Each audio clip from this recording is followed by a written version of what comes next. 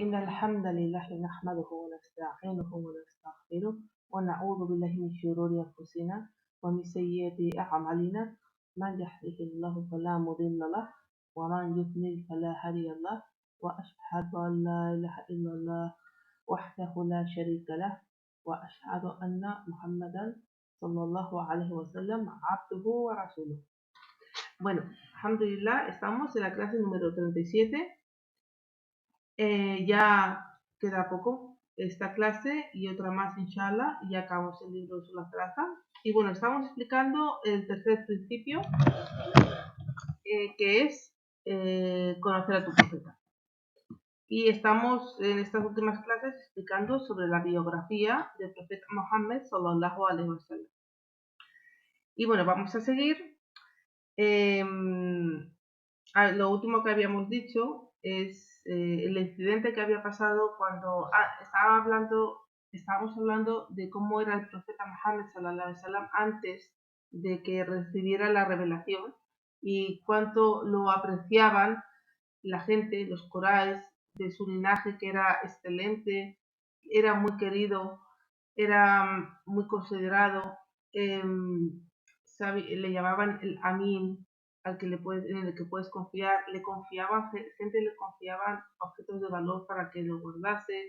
Era una persona de verdad muy respetada y admirada, y bueno, que tuvieron que reconstruir la Kaaba, y cuando la estaban reconstruyendo pues no sabían dónde poner las diferentes tribus de los árabes. Estaban hablando de dónde ponemos la piedra negra, y discutieron tanto que estaban a punto de entrar en guerra por eso. Entonces dijeron, bueno, pues el primero que pase, que juzgue entre nosotros, y vale, y todos. Y el primero que pasó fue Muhammad sallallahu alaihi wasallam, y todos estuvieron muy contentos de que fuese él, y él tomó una excelente decisión, es que la pusieran en el medio, y todos los jefes de cada tribu cogían por un extremo de una sábana o un paño, no sé, y en el medio estaba la piedra. Entonces entre todos la colocaron en el medio. Y decía, profesora, fijaros qué respetado, que sabían que nunca mentía, que sabían que era analfabeto, que no podía inventar el Corán, y aún así le llamaron mentiroso cuando vino con el mensaje del Islam. Y bueno, entonces también Allah subhanahu wa ta'ala protegió al profeta Muhammad sallallahu alaihi wasallam de tener malos hábitos, malos modales o comportamientos, incluso antes de que se convirtiera en profeta sallallahu alaihi wasallam. Y, por ejemplo, nunca escuchaba música, nunca iba a sitios donde se celebraban pues fiestas o lo que sea, porque había alcohol, música, esas cosas él no lo hacía. Y una vez le invitaron a una boda en la que había esto, y Alá lo hizo que se durmiera. No llegó porque se durmió. Nunca se postró ante un ídolo. Y la Kaaba estaba llena de ídolos y hacían hasta tawaf, ir alrededor de la Kaaba desnudos, hacían un montón en la Jahiliya, en el periodo preislámico, hacían muchas cosas que estaban muy mal. Pero él nunca participó en ellas. Y Allah preservó y protegió el Tawhid del profeta Muhammad sallallahu alaihi wasallam. Y algunos árabes sabían que el Tawhid era lo más importante y seguían la religión de Ibrahim. Y en esa época, o sea, había muchas religiones, había mucho politeísmo, había muchas creencias, pero había un grupo que sabía que la verdadera religión era la de Ibrahim, y la seguía, y eran unos pocos. Y también sabían como los judíos que esta era la época en la que iba a aparecer un profeta nuevo, y que iba a venir un nuevo profeta en la Meca.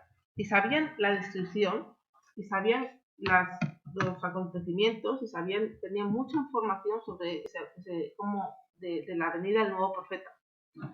Y sabían que migraría a Medina.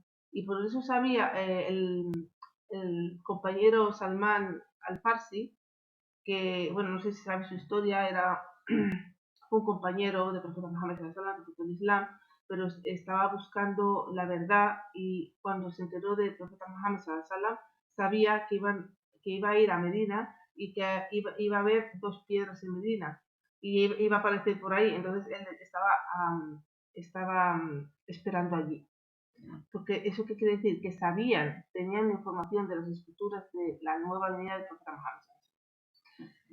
En Surah Al-Baqarah, por ejemplo, Allah subhanahu wa ta'ala nos informa de que los judíos sabían que iba a llegar un profeta. Pero lo que pasa es que se sorprendieron y se enfadaron de que el profeta no llegara de entre los suyos, sino que llegara de los árabes, porque el profeta Muhammad sallallahu alaihi wasallam viene de los descendientes de Ismail alaihi salam y no de los judíos. Entonces se sorprendió por eso. Pero la gente ya sabía y estaba esperando a un profeta. Y el profeta, todavía estamos hablando de cosas que pasaban antes de la revelación, antes de que se convirtiera en profeta. Pues el profeta empezó a tener sueños, ruya. Ruya eran sueños o visiones que él tenía que se convertían en realidad. O sea, lo que él veía en los sueños, luego exactamente pasaba. Y estos son sueños que vienen de Allah. Y esto duró durante 6 meses. Y luego, el profeta, sallallahu alaihi wasallam, empezó a sentir que quería estar solo. Se iba a Ghar al-Hira, que era una cueva, y se iba ahí a estar solo. Dicen que adoraban a Allah, de que él contemplaba a Allah, la creación de Allah, él pensaba sobre Allah, hacía tadabbur sobre Allah. Y Khadija, radhiyallahu anha, su mujer, le llevaba la comida. Y después estaba un tiempo en esa cueva, Ghar al-Hira, y después iba a hacer tawaf alrededor de la Kaaba. Y un día, mientras estaba en el Ghar al-Hira, en esa cueva, Allah subhanahu wa ta'ala le mandó a un ángel, al ángel Jibril, porque Jibril es el que está encargado de transmitir el wahi, la revelación. Y vino en forma de ser humano. Entonces se acercó a él, pues imaginaros, estaba solo, ahí no estaba esperando a nadie. Y vino el ángel Jibril en forma de hombre y lo abrazó. Y lo abrazó muy fuerte, que casi no podía ni respirar. Y le decía, Iqra, Iqra. Y le decía, yo no sé leer, porque Iqra significa lee. Y él decía, no sé leer. Y otra vez, hasta 3 veces. Lee, no sé leer, lee. Y lo apretaba más fuerte.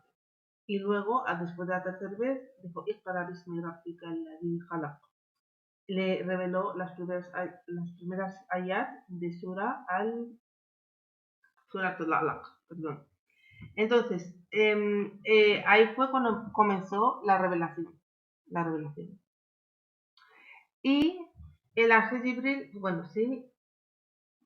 Y esto, al decir, los ulema, los sabios dicen que Iqra, al decir Iqra, lee. Esto es un signo y es una hikma, porque el profeta Muhammad sallallahu alaihi wasallam, él no sabía ni leer ni escribir. Entonces, si él hubiera llamado a sí mismo, pues no hubiera empezado diciendo Iqra, que fue la primera aya que Allah reveló a través del ángel Jibril. Una persona que no sabe leer no va a empezar su llamada a sí mismo diciendo lee, porque él mismo no sabe leer. O sea, esto es un beneficio. Y aún así, o sea, el profeta Muhammad sallallahu alaihi wasallam era analfabeto. Y aún así fue el hombre con más conocimiento que jamás haya existido en este universo. Y esto es un signo y milagro de Allah. Y sabemos que, por supuesto, leer y escribir es importante, pero tenemos que entender esto en contexto, que Allah hizo que fuese así para dar un signo a la humanidad. Entonces, cuando esto pasó, Luego él regresó a su casa y estaba, pues imaginaros en qué estado, asustadísimo. Y le dijo a Jadilla que le tapara, tápame, tápame, porque temía que le pasase algo malo. Estaba muy asustado. Y Jadilla, radiallahu anha, su mujer, le respondió, no, wallahi, que Allah nunca te va a dejar, nunca te va a dejar de lado, nunca te va a decepcionar. Tú eres una persona que se preocupa por mantener los lazos familiares, ayudas a los débiles y a los necesitados, y eres muy generoso con tus invitados, y defiendes la verdad donde te la encuentres, y Allah no te va a abandonar. Y aquí encontramos un gran beneficio, el papel tan importante que tiene la mujer en el Islam. Y también aprendemos de que Allah te va a proteger por las obras buenas que hagas. Si tú eres una persona que haces el bien, por ese bien que tú haces a los demás, pues Allah te va a proteger porque haces ese bien. Si eres generoso, defiendes a los débiles, ayudas siempre a la gente, Allah te va a proteger.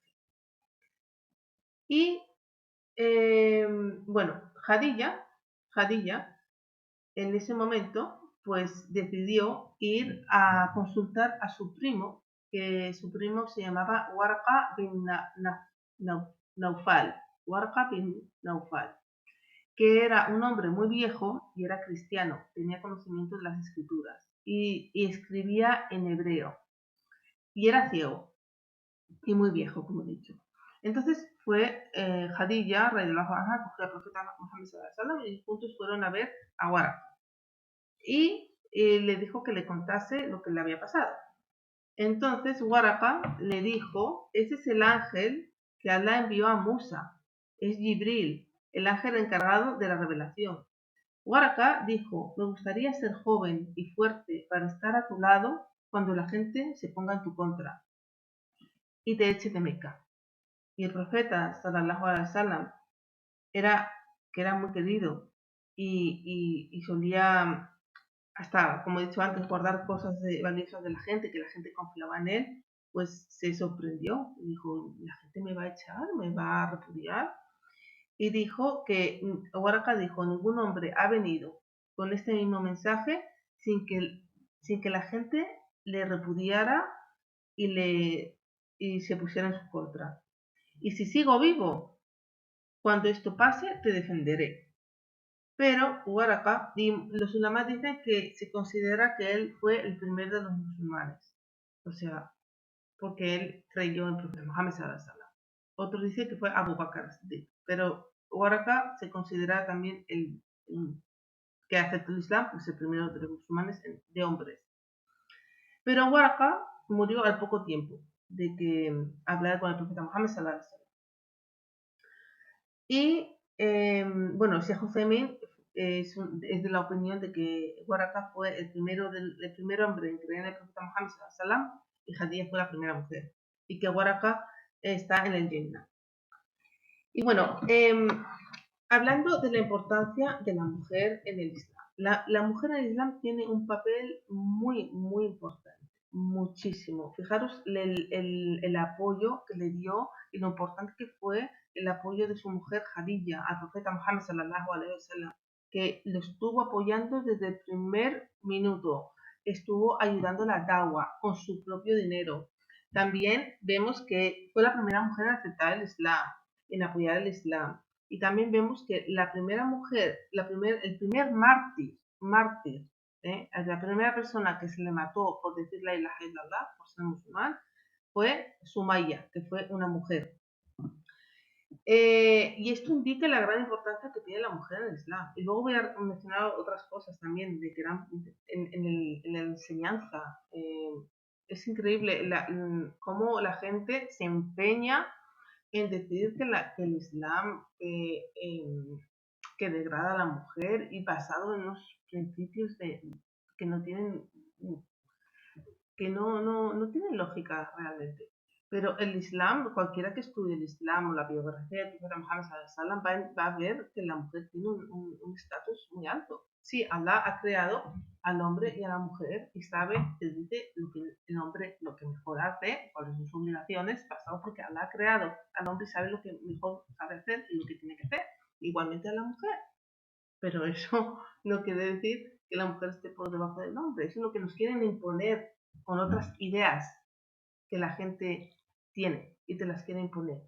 Pero eso no es así. Entonces, es importante aprender esto para explicar a la gente, porque nosotras quizá también hemos sido afectadas, hemos crecido en un ambiente, hemos tenido una educación, hemos tenido unos profesores, una cultura, y claro, todo te afecta. Entonces, otras personas pues también están afectadas, igualmente que hemos estado nosotros. Pues entonces es importante la dawa y aprender cuanto más sabemos y lo sabemos explicar mejor.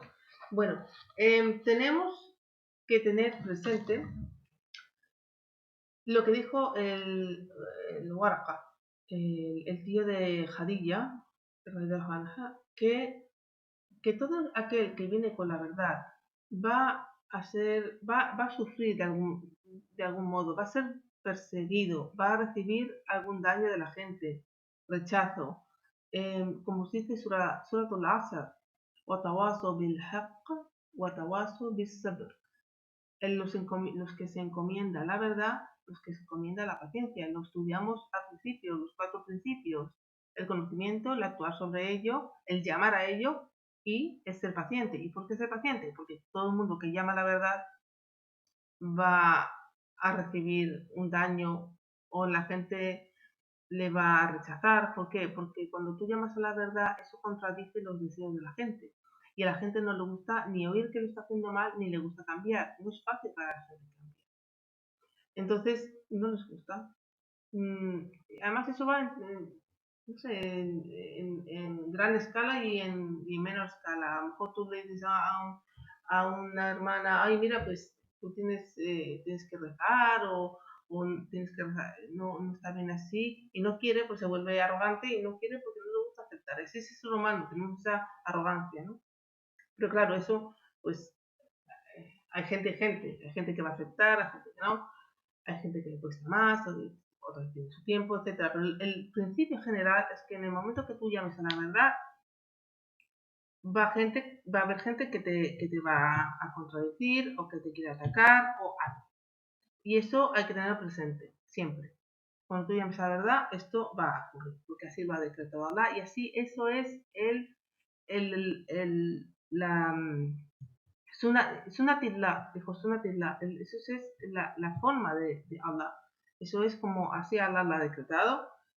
Y, eh, y eso tenemos, fijaros, Sheikh al-Islam Ibn Taymiyyah lo encerraron. Bueno, es el ejemplo de todos los profetas. Todos los profetas han sufrido rechazo, les mataban. Entonces, esto es muy importante siempre de tenerlo en cuenta. Sheikh al-Islam Ibn Taymiyyah dijo que si quieres ser parte de la dawa y llamar al haq, a la verdad, tienes que ser paciente. Y eso es requerido porque el daño va a ocurrir. Esto le pasó a todos los mensajeros. Vinieron a prohibir a la gente que siguiera sus deseos, su religión corrupta, sus costumbres ilícitas. La gente no quiere cambiar. La gente no quiere que le digas esto estás haciendo mal y tienes que hacer esto otro. No les gusta reconocer que están equivocados o están a gusto, no quieren cambiar mucho. Entonces, por ahí viene el daño, de ahí viene el daño, te atacan.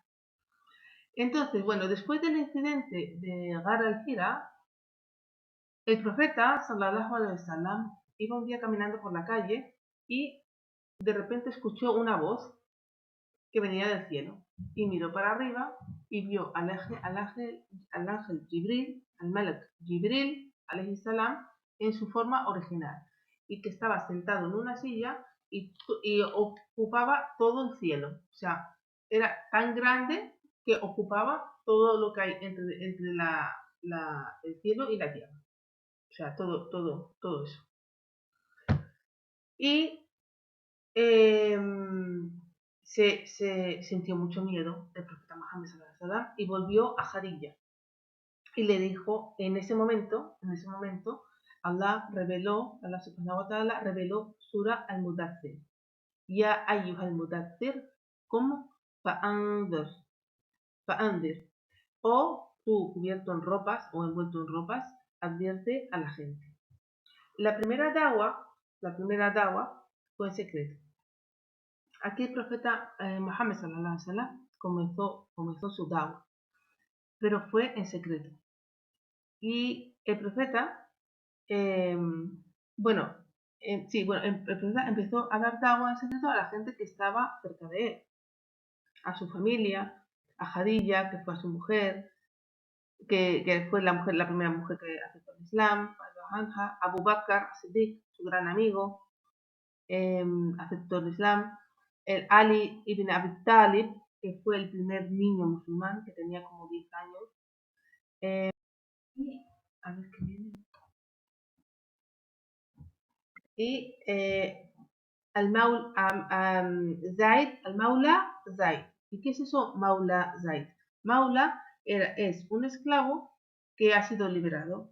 Entonces se le pone el título de Maula Zaid o Maula el que sea. En esa época era muy, muy común eso. Por eso hay muchos compañeros que se llamaban Maula algo. Entonces el Maula Zaid, que Zaid era un esclavo que luego fue liberado. Pero la historia de este Zaid fue que Khadija, radiallahu anha, se lo había regalado al profeta Muhammad sallallahu alaihi wasallam.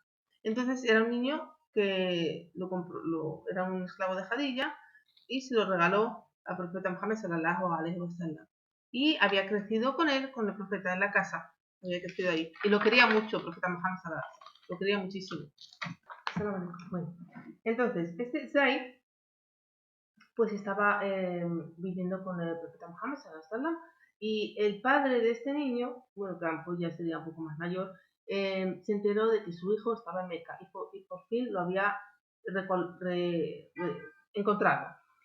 Y el padre fue al profeta Muhammad sallallahu alaihi wasallam y le pidió que a su hijo, y le dijo: te voy a pagar lo que me pidas. Y el profeta Muhammad sallallahu alaihi wasallam le dijo: bueno, yo tengo otra mejor opción. Pregúntale a él, a Zaid, dónde quiere ir. Si quiere ser contigo, pues yo no te voy a cobrar nada. Y si quiere quedarse aquí, bueno, pues que es la decisión suya. Y Zaid le preguntó a su padre: ¿dónde quieres venir conmigo o te quieres quedar aquí? Y Zaid dijo que quería estar con el profeta Muhammad sallallahu alaihi wasallam. Y esto demuestra de cómo el profeta Muhammad sallallahu alaihi wasallam le tuvo que tratar para que lo eligiera por encima de su propio padre.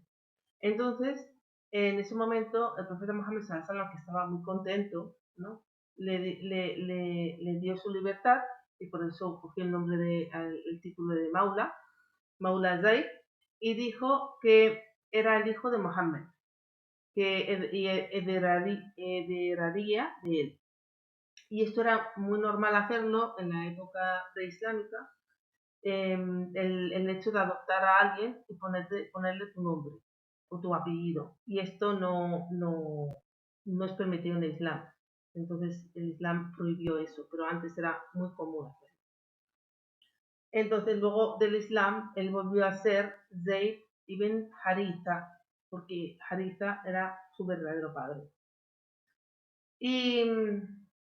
Y bueno, luego el primero que aceptó el Islam fue, bueno, después de Waraka, fue Abu Bakr as-Siddiq, que era el gran amigo del profeta Muhammad sallallahu alaihi wasallam, y a través, Abu Bakr as-Siddiq aceptó el Islam y empezó a dar dawa desde el principio, y a través de él Allah guió a 5 compañeros muy importantes a aceptar el Islam, y fueron Uthman ibn Affan, Zubayd ibn Awwam, Abdurrahman ibn Auf, Sa'ad ibn Abi Waqqas, Talha ibn Ubaydallah. Y estos son de los 10 compañeros a los que fue prometido el Jannah. Y bueno, estos 5 que he mencionado, más Abu Bakr, y luego están los 4 restantes, son Ali ibn Abi Talib, Omar ibn al-Khattab, Abu Ubaid ibn al-Jarrah y Said ibn Zayd, que era el marido de Fátima bint al-Khattab. Y el padre de Said ibn Zayd era de la poca gente que seguía el Tawhid antes, en la época preislámica. Bueno, y bueno, también de los primeros musulmanes también está Abu Salama, que era el hermano de leche del profeta Muhammad sallallahu alaihi wasallam, Ibn Arqam, donde se juntaban en su casa para hacer da'wah, Uthman ibn Mad'un, y estos son de las primeras personas que aceptaron el Islam. Y esta fue la primera fase del Islam, donde la da'wah se hacía en secreto. Y esto de hacer la da'wah en secreto es una hikmah, porque hoy en día no está permitido hacer da'wah en secreto a menos que sea en un caso particular, que voy a decir ahora. Pero cuando uno se hace musulmán, no es permitido guardar un secreto, a no ser que corra peligro tu vida o algo así. Hay que decirlo. Pero en esta época, esto fue así la primera fase del Islam por una hikmah, porque el profeta en este tiempo consiguió un grupo de musulmanes y cuando ese grupo estuvo fuerte, pues después empezaron la da'wah en público, ¿no? Abierta. Entonces, durante ese tiempo, Alá le dio su grupo de apoyo a profeta Muhammad sallallahu alaihi wasallam. Entonces, a veces sí, los sabios dan una fatwa de que puedes dar da'wah en secreto. Por ejemplo, en Siria, la Ustad decía que ahora hay muchos sirios, porque después de la guerra, pues tuvieron que emigrar. Entonces, en su centro hay familias sirias. Y le estaba diciendo una hermana que era imposible aprender a leer Usul al-Thalatha, el libro que estamos explicando aquí, en Siria. Si te lo pillaba la policía, ibas a prisión, ibas a la cárcel. Tenías muchos problemas. En Siria era prohibido cualquier tipo de da'wah excepto los shia y los sufis. Entonces, claro, en ese momento, si tú quieres dar da'wah, enseñar a alguien, pues va a ser en secreto porque obviamente tu vida corres un peligro, ¿no? Pero en general, esta da'wah es para todo el mundo. Y por eso, si tú estás con una profesora que te dice qué le pasó a ella, dice, estábamos en la clase de tafsir, se ve que antes contra la salafía, no sé, dice, y había una profesora que nos dijo, lo que escuchéis aquí no se lo digáis a nadie. Dice, esto es un signo de que ella no está en lo correcto, que es de la vida, de la innovación. Dice, porque esta da'wah es para todo el mundo, esa da'wah abierta, el Corán es para todo el mundo, los hadith es para que todo el mundo lo lea, que no hay nada que esconder. Entonces, que prestar cuidado con eso, pero entender que a veces la da'wah tiene que ser en secreto porque en algunos países, en la situación, pues lo requiere. Entonces, los primeros que aceptaron al Islam fueron muy buenos en la da'wah, fueron muy eficaces. Se empezó a expandir el Islam de esa manera, a través de la da'wah individual. Y esta da'wah tuvo mucha importancia y se extendió muy rápido. Y esta da'wah individual la puede hacer cualquiera. La puede hacer hombres, mujeres, incluso niños. Cada uno a su nivel. Obviamente las mujeres, bueno, pues tienen que hacerlo. Bueno, también los hombres, pues no mezclándose, bueno, la mujer pues tiene que poner la voz pues, más suave, bueno, hay unas ciertas reglas, pero la da'wah la puede hacer cualquiera. Ibn Taymiyyah aprendió de una sheikha, de una profesora. Aisha, radiyallahu anha, fue la profesora de todos los compañeros del profeta sallallahu alaihi wasallam. Siempre que tenían una duda iban a ella a preguntarle, oye, de qué va el hadith, le preguntaba sobre el tafsir del hadith, los significados del hadith. Ibn Kathir tuvo cientos de profesoras. la mujer tiene un papel muy importante en la Dawa, sobre todo con su familia, con sus hijos, y es muy importante que aprenda. Y la mujer puede enseñar a hombres con un protocolo y con la manera correcta, pero ¿no? Perfectamente. Entonces, esta dawa individual la puede dar en casa, la puede dar en casa, con tu familia, vecinos, en la calle, en el autobús, hablando con alguien cuando estás esperando en el médico. Decía que que se sorprendía a la ustada de que muchas veces las hermanas están por la calle o en el autobús, empiezan a hablar con alguien y las invitan al centro donde ella da clase y que van al centro allí y fue de una manera muy casual y fue Dawa que estaba andando en la calle, así. Si el gobierno, a lo mejor hay un gobierno que quiere parar a los sabios de dar clases, pero no pueden parar a la gente, no pueden parar a la gente que no hablen en la calle, o no pueden parar a las madres que enseñan a sus hijos. Y Taymiyya daba clases en la cárcel, y daba clases a los que trabajaban en la cárcel, a los oficiales de allí o lo que fuese. Em, y, y hacía halakat, o sea, hizo una gran dawa Ibn Taymiyya. Y que la tenga misericordia con él.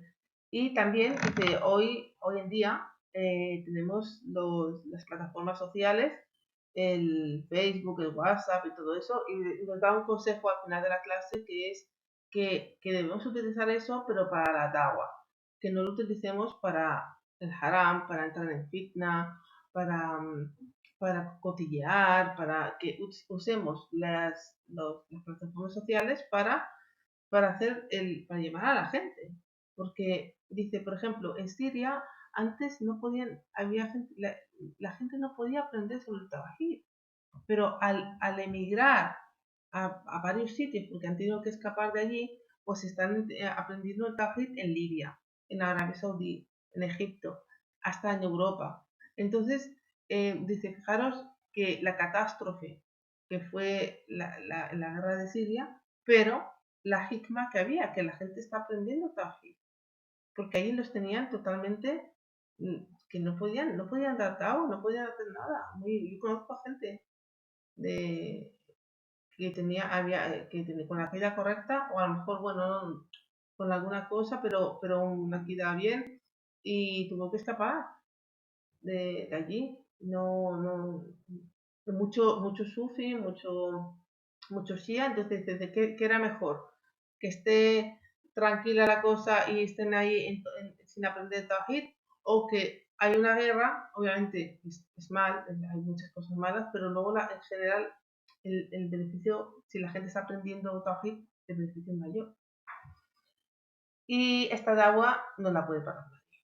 Esta dawa no la puede pagar. No la puede pagar nadie. Y también estaba dando consejos de que, por ejemplo, dicen, está bien estar, por ejemplo, en WhatsApp, utilízalo bien. Dice, a lo mejor estás en un grupo, dice, y nada, para algunos beneficios y ya está, es bastante. Dice, pero hay gente que está en 8.000 grupos, bueno, dijo 10. Dice, y siempre que está mirando el teléfono. Dice, es que come mucho tiempo. Dice, y también entrando en cosas de fitna, en temas que no están, que no son, ni te tienes que meter en eso, ni cosas que hacer que pierdas el tiempo. Y el tiempo es muy valioso. Entonces, pues eso, nos dio ese consejo y ya luego acabó la clase. Y ya queda una más y inshallah acabamos. Subhanaka wa bihamdika ashhadu an la ilaha illa anta